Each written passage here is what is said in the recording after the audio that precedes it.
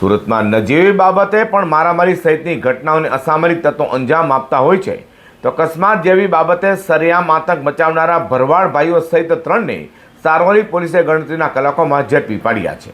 સુરતના સારોલી પોલીસ પથકની હદમાં વેડચા ગામ જતા રોડ પર લક્ષ્મી ટ્રાન્સપોર્ટ નગર સામેથી મોટરકાર લઈ પસાર થનારા ફરિયાદીના પતિની કાર સાથે બોલેરો પિકઅપ ગાડી લઈ આવેલા ઈસમો સાથે અકસ્માત સર્જ્યો હતો। જે અકસ્માત બાદ બોલેરો પિકઅપ ગાડીના ચાલકોએ કાર ચાલકને માર માર્યો હતો। જે મામલે સારોલી પોલીસ પથકમાં ફરિયાદ નોંધાતા સુરત પોલીસ કમિશનર અનુપમસિંહ ગેહલોત, અધિક police commissioner sector 1 Balram Meena, DCP zone 2 doctor કાનંદ દેસાઈ અને એસીપી ડી ડિવિઝન વીએમ જાડેજાની સૂચના લઈને સારોલી પીઆઈ એસઆર વેકરિયાની ટીમ પીએસઆઈ એસઆર રાણા અને પીએસઆઈ એચએલ દેસાઈના માર્ગદર્શન હેઠળ તપાસમાં જોડાઈ હતી અને વ્યુમન સોર્સિસ તથા ટીમ વર્ક આઉટના આધારે સારોલી પોલીસે સરા જાહેર નજીવી બાબતે મારામારી કરનારા માથાભારે આરોપીઓ મૂળ અમદાવાદ ઈસનપુર હાલ ખટોદરા ઉધના નહેર પાસે રહેતા ભાવિન ઉર્ફે ભાઉ મુકેશ રાણા